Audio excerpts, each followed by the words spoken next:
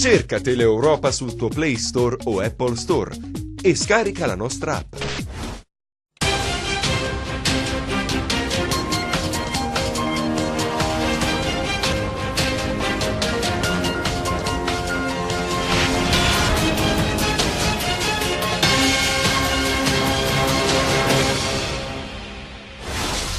Dopo una lunga attesa e mille polemiche, lunedì cominceranno i lavori per la demolizione dell'ex albergo Jolly. Il sindaco di Fuscaldo ha risposto alle domande del procuratore Bruni. Ramunno ha spiegato al magistrato il perché degli affidamenti diretti operati dal suo comune. Confiscati beni per 22 milioni di euro a un commerciante di auto nel Cosentino, ritenuto dagli inquirenti fiscalmente pericoloso. Ci sono 4 milioni di euro destinati alle piccole imprese che operano all'interno del Parco del Pollino. I finanziamenti saranno gestiti dal GAL di Castrovillari. Il 42% degli studenti delle scuole medie cosentine è a rischio bulimia, è quanto emerge da una ricerca voluta dall'amministrazione comunale della città Bruzia. Domani alle 18 scende in campo il Cosenza al Marulla, arriva il Lecce ai Liverani. Braglia promette: venderemo cara la pelle. Buonasera dalla redazione TG10, dunque ore contate per l'ex Hotel Jolly, al via i lavori per la demolizione lunedì, aperto il cantiere che porterà alla riqualificazione dell'intera area della confluenza dei fiumi e alla realizzazione del museo di Alarico. Previste limitazioni al traffico, fino a fine mese Lungocrati sarà interdetta al traffico veicolare e anche ai pedoni. Sentiamo. Finisce un'era, da lunedì comincia la parziale demolizione dell'ex Hotel Jolly a Cosenza, il primo passo programmato e voluto dal municipio per riqualificare la confluenza dei fiumi e realizzare il museo di Alarico. La città del futuro, immaginata dall'amministrazione comunale, comincia con i lavori per l'abbattimento del palazzo, lavori che avranno delle conseguenze sul traffico. Infatti proprio da lunedì 12 e fino al 30 novembre, quindi fino a fine mese, Lungocrati sarà chiuso al traffico. Sarà infatti istituito un divieto di transito e di sosta per tutti i veicoli. Disposto inoltre il divieto di transito pedonale su via Lungocrati nel tratto tra Piazza Valdesi e l'area di sosta all'altezza del ponte Galeazzo di Tarsia. Va ricordato che da Palazzo dei Bruzzi il via libera definitivo al progetto dell'opera è arrivato lo scorso settembre. I lavori ammontano a circa 2 milioni di euro. Dopo la sentenza del TAR e lo scontro con la regione che avevano fermato i lavori di demolizione, lunedì si riparte con l'apertura del cantiere. L'ex Jolly conta 6 piani e crea, più volte è stato ribadito dagli urbanisti, una grave frattura nel contesto storico in cui è inserito. Ne resteranno solo 2 di piani in armonia con il resto della città antica. Per la cronaca, ad effettuare i lavori è la Consital, Consorzio Italiano Costruzioni, Manutenzioni e Servizi, che provvederà a segnalare agli automobilisti e ai pedoni i divieti in vigore da lunedì.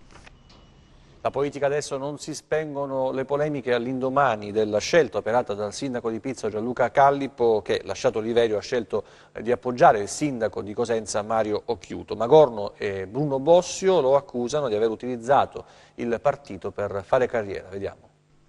C'è polemica, come era prevedibile. Del resto il colpo a sorpresa di Callipo non poteva passare inosservato. Allora è legittimo che il PD faccia quadrato attorno ad Oliverio, così come è legittimo che il sindaco di Pizzo abbia deciso di volgere lo sguardo da un'altra parte. Non c'è da meravigliarsi, dunque, la politica è questa. Non reggono nemmeno i richiami alla coerenza, perché se così fosse andrebbe rivista l'anagrafe degli appartenenti di tutti i partiti. E poi, del resto, Callipo non ha detto di voler passare nelle file di Forza Italia, non ha detto che rinnega il suo passato, ma ha solo affermato che il PD calabrese non gli piace più, che da mesi non vi è alcuna iniziativa, nessun incontro, neanche lo straccio di una riunione. È tutto virtuale, perfino il dibattito politico. I motivi li ha elencati uno per uno, senza alcun problema, così come ha descritto il perché si sente vicino al modo di amministrare di Mario Occhiuto. E mentre Bruno Bossio e Magorno imputano a Callipo di aver utilizzato il partito per far carriera, lui che fa? Rivendica il diritto della scelta. Adesso comincia la partita, perché il civismo di cui parla necessita di essere strutturato, organizzato e ben posizionato. La cronaca adesso, interrogatorio di garanzia per il sindaco di Fuscaldo Gianfranco Ramundo, arrestato nell'ambito dell'operazione Merlino relativa a reati ambientali contro la pubblica amministrazione. Ramundo respinge le accuse e spiega ai magistrati il perché degli affidamenti diretti. I legali hanno chiesto per il loro assistito la scarcerazione. Il sindaco di Fuscaldo Gianfranco Ramundo, arrestato nell'ambito dell'operazione Merlino condotta dalla Procura di Paola e relativa a reati contro la pubblica amministrazione, attende nella cella del carcere paolano dove si trova recluso da lunedì scorso la decisione del GIP dopo l'interrogatorio di garanzia. Il primo cittadino sospeso dalla carica dopo l'arresto si è difeso dalle accuse. Incalzato dalle domande del procuratore Pierpaolo Bruni, Ramundo ha fornito la sua versione dei fatti in relazione agli episodi contestati, spiegando ai magistrati di aver seguito le indicazioni dell'ufficio tecnico. Diversi gli appalti e gli affidamenti diretti al centro dell'inchiesta, come quello, lo ricordiamo, per la gestione del depuratore comunale per un valore di oltre 1 milione di euro, i lavori di ripristino del lungomare cittadino, altri 265.000 euro, e la gestione dei rifiuti per 4 milioni di euro. Ebbene, Ramundo nel corso dell'interrogatorio ha detto di essere stato costretto ad emanare ordinanza per l'affidamento diretto dei lavori poiché l'ufficio tecnico non era stato in grado di preparare un bando di gara specifico. Insomma, sempre secondo la versione fornita dal sindaco, non c'era l'intento di favorire qualcuno. Adesso i legali di Gianfranco Ramundo hanno chiesto per il loro assistito la revoca della misura cautelare, richiesta sulla quale il GIP si è riservato di decidere. Intanto il prefetto di Cosenza ha inviato un commissario al comune di Fuscaldo. Si tratta del funzionario Roberto Micucci, il quale subito dopo l'insediamento ha chiesto ai responsabili di settore delle varie aree di fornire una relazione sulle principali attività in corso per avere un quadro completo della situazione amministrativa dell'ente. Lotta alla criminalità, 3 le persone arrestate a Laureana di Borrello, nel Regino condannati per associazione mafiosa. I 3 farebbero parte di un sodalizio criminale in grado di controllare l'intera comunità. Sono state documentate strette relazioni con la politica locale.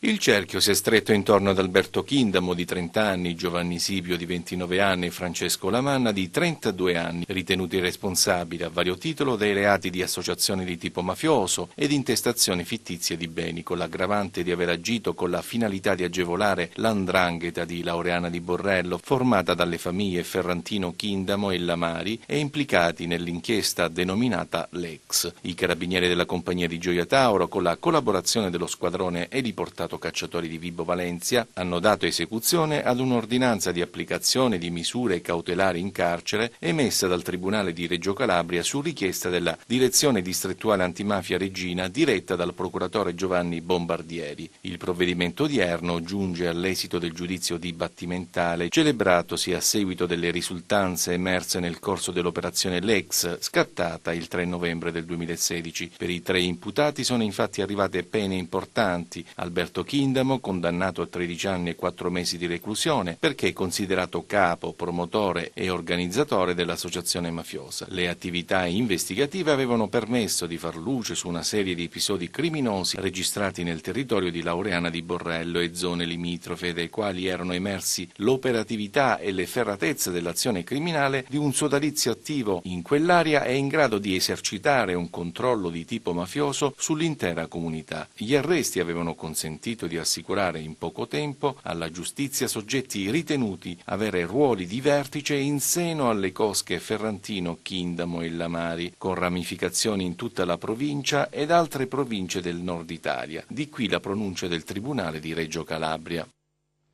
Beni per un valore di 22 milioni di euro sono stati confiscati dalla Guardia di Finanza a Cosenza a 4 persone ritenute dagli inquirenti fiscalmente pericolose.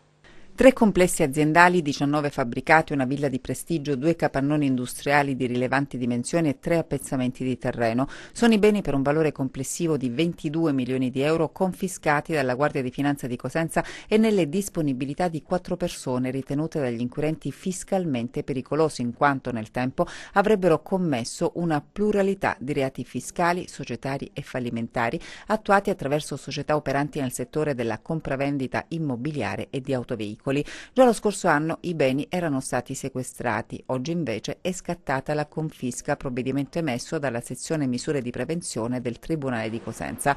Il dominus del sodalizio criminoso sarebbe un commerciante di auto che, secondo gli inquirenti, avrebbe sottratto al fisco i proventi destinati alla tassazione, reimpiegandoli poi nella realizzazione di altre attività commerciali riconducibili ai sodali, soldi che sarebbero stati inoltre investiti per acquistare diversi beni immobiliari. Gli accertamenti condotti dalle Fiamme Gialle hanno dunque consentito di accertare gli illeciti e così sono stati apposti i sigilli al cospicuo patrimonio da 22 milioni di euro ritenuto dagli inquirenti sproporzionato rispetto ai redditi dichiarati ai fini delle imposte o all'attività economica svolta. Ci spostiamo adesso a Palmi per parlare del nuovo ospedale, convocata a Catanzaro la conferenza dei servizi. Pare che tutto stia andando per il verso giusto riguardo all'avvio dei lavori per la costruzione del nuovo ospedale di Palmi. Per venerdì 30 novembre è stata definita la conferenza dei servizi finalizzata all'illustrazione agli enti invitati ad esprimere parere in proposito del progetto. La riunione è stata convocata presso la cittadella regionale a Catanzaro. La seduta è stata indetta con l'obiettivo dell'approvazione del progetto definitivo del nuovo ospedale della Piana di Gioia Tauro. Il dirigente del settore opere pubbliche a titolarità regionale ed edilizia sanitaria Pasquale Gida fa presente che l'indizione della conferenza di servizi fa seguito alla consegna del progetto definitivo dell'opera avvenuto lo scorso 30 ottobre da parte del concessionario. L'indizione della conferenza dei servizi sul nuovo ospedale, ha dichiarato il consigliere Pacenza, è frutto di un lavoro costante tenuto in questi anni per superare una serie di ostacoli connessi alla localizzazione del sito e alle sue caratteristiche geologico-geotecniche che si sono frapposti alla celere progettazione e costruzione del nuovo ospedale della Piana, che rimane, sottolinea Pacenza, un obiettivo strategico della regione. Oggi, con la disponibilità del progetto definitivo dell'opera, conclude il delegato alla sanità regionale, si mette un punto irreversibile rispetto al raggiungimento di tale obiettivo. Parliamo adesso di sanità e per una volta di buona sanità, con una lettera inviata in redazione, una donna malata di cancro che ha ricevuto le cure nel reparto di oncologia dell'Annunziata di Cosenza ha sentito la necessità di scrivere una lettera per ringraziare medici, infermieri, volontari e al contempo spronare i sanitari.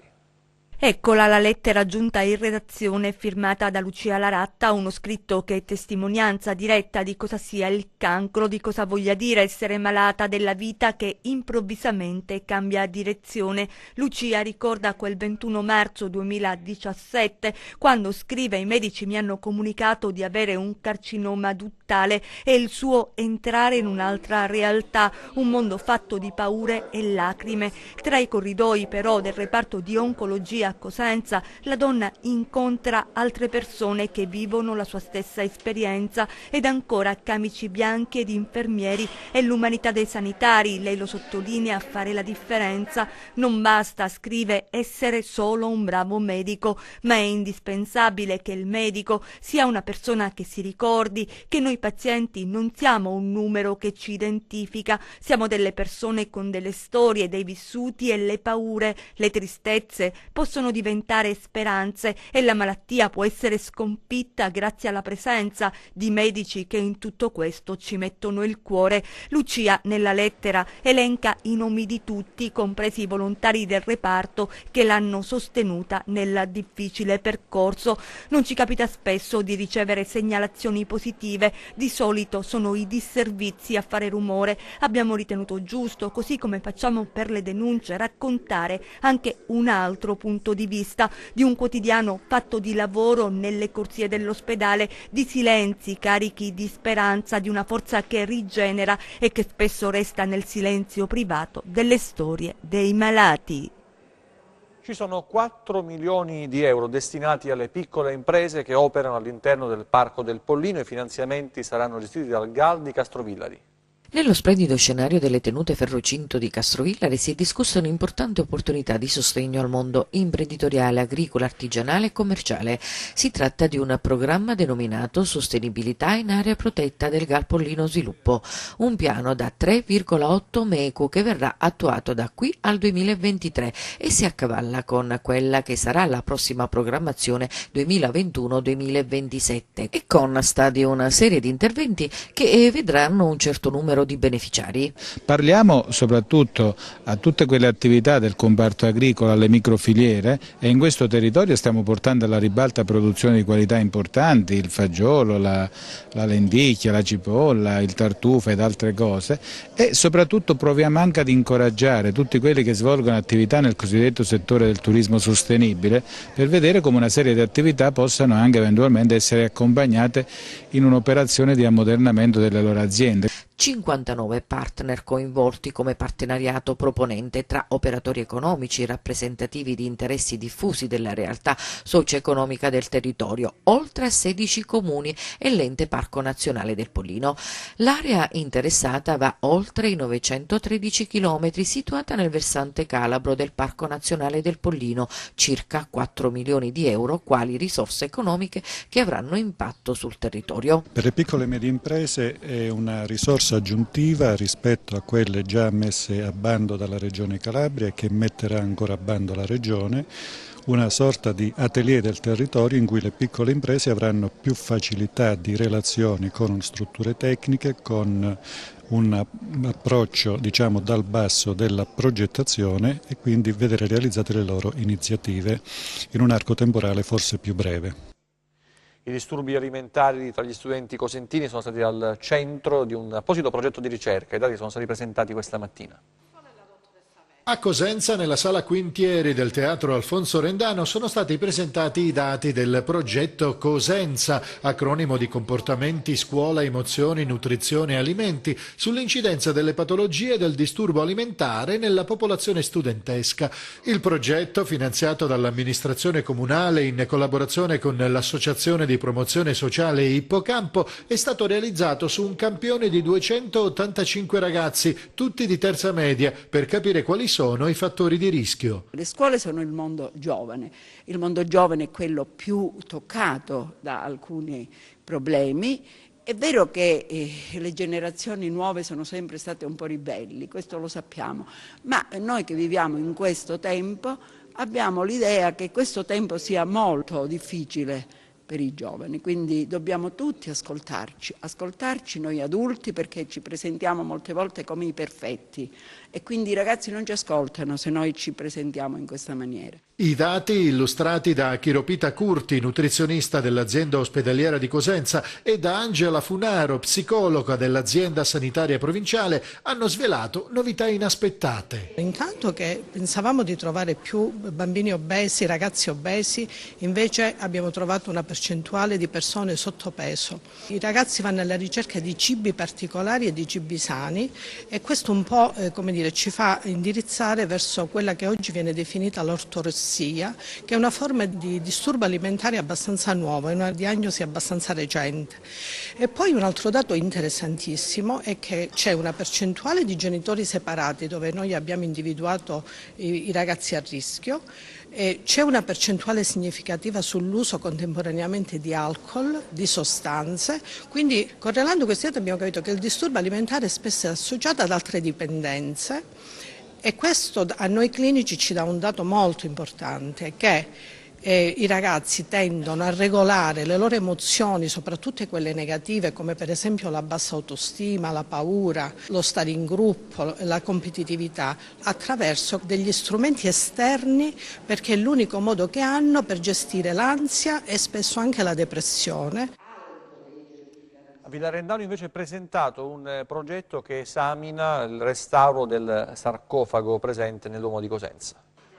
Il sarcofago del Duomo di Cosenza, questo è il titolo del volume edito da Pellegrini, è presentato a Villarendano, a Cosenza. Il libro rappresenta il secondo tassello di un importante progetto di restauro ideato e finanziato dal Laboratorio Culturale Cosenza che Vive, impegnato dal 1995 in attività di promozione, conoscenza e valorizzazione del patrimonio storico-artistico del centro storico cosentino. Questa pubblicazione che presentiamo stasera fa parte di un progetto che si chiama Leggere l'arte. È un progetto che va avanti da parecchio tempo e che serve nella nostra intenzione per consentire ai cittadini o chiunque sia interessato a queste cose di poter meglio leggere le opere d'arte, poterle comprendere meglio e poterle apprezzare per quello che effettivamente valgono. si è focalizzato non solo la storia di Enrico VII, che a noi sta molto a cuore perché è una figura poco valorizzata e poco studiata, ma soprattutto si è messo in evidenza questo straordinario lavoro con tutte le problematiche legate allo stato di conservazione e al recupero. Adesso la pagina degli appuntamenti con uno spettacolo in programma domenica al Castello Svevo di Cosenza dal titolo Nel Castello dei Maghi Danzanti, commedia scritta e diretta da Grazia Fasanella.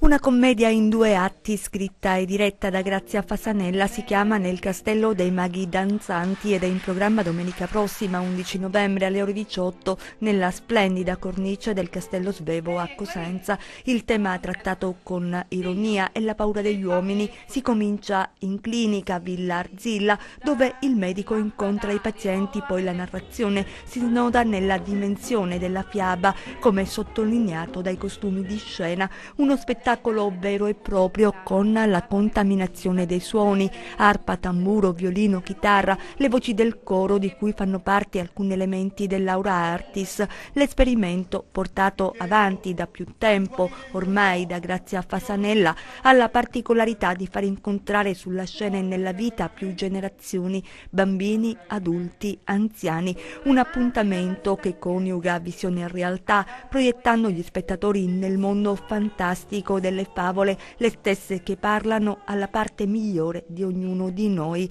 Notizia di servizio infine, domenica dalle 17 in poi, per chi vorrà raggiungere il Castello Svevo ci sarà un servizio navetta predisposto dall'amministrazione comunale. E adesso lo sport, il calcio, tutto pronto al San Vito Marulla, domani alle 18 il Cosenza ospita il Lecce, sfida fra neopromosse, diversi concetti su come affrontare un campionato, ma il Cosenza vuole dare battaglia, a cominciare dal suo tecnico Piero Braglia. Al San Vito Marulla va in scena il confronto tra 2 protagonisti del campionato di Serie C della scorsa stagione, stessi allenatori ma diversi modi di affrontare il salto di categoria, con il Cosenza che ha puntato sulla forza del gruppo, capace di conquistare il successo nei playoff, puntellandolo con elementi di qualità, e il Lecce che invece ha cambiato il volto della squadra, creandosi una nuova identità. Per il momento la classifica dà ragione ai salentini, ma ai lupi, a conti fatti, mancano diversi punti sfuggiti troppo spesso per ingenuità o episodi sfortunati. Braglia è convinto di poter correggere i difetti e rendere il Cosenza una squadra solida e cinica. Cosenza ha preferito fare questo, il Lecce ha preferito cambiare toto quasi tutta la rotta. Ognuno fa le sue scelte, non penso ci sia niente di strano. Ognuno ha i suoi obiettivi da perseguire, noi abbiamo la salvezza, loro molto probabilmente aspirano a qualcosa in più. La squalifica di Idda complica i piani del tecnico che però recupera elementi importanti come Dorazio e Bruccini. Abbiamo recuperato qualcheduno comunque, abbiamo recuperato Bruccini, Dorazio che sono convocati. Mungo l'abbiamo recuperato, ma Mungo ha giocato anche domenica, poi ha preso una botta, è dovuto uscire, però non siamo così incerottati come mi dici te, Questa settimana qualcheduno più l'abbiamo recuperato e vendiamo cara alla pelle, questo è poco ma sicuro. Ha parlato attraverso il sito ufficiale del Lecce anche il mister Liverani che parla delle assenze, dice la forza di questo gruppo è stata quella che le assenze non hanno pesato, domani affronteremo una squadra ostica, una squadra abituata alla lotta, sarà una partita diversa rispetto a quella che abbiamo disputato finora. Adesso il meteo per le prossime ore.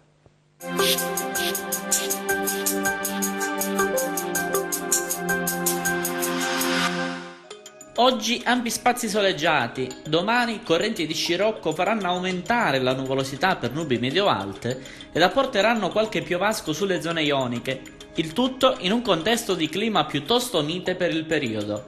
Domani nubi medio-alte e velature interesseranno tutto il territorio, sui versanti ionici non sono da escludersi brevi piovaschi. Vediamo ora come si comporteranno mari e venti. Domani mari poco mossi, con venti deboli da levante e scirocco. Per ulteriori informazioni consultate il sito meteoincalabria.it. TG che finisce qui, ci vediamo nelle prossime edizioni, grazie per averci seguito, arrivederci e buona serata.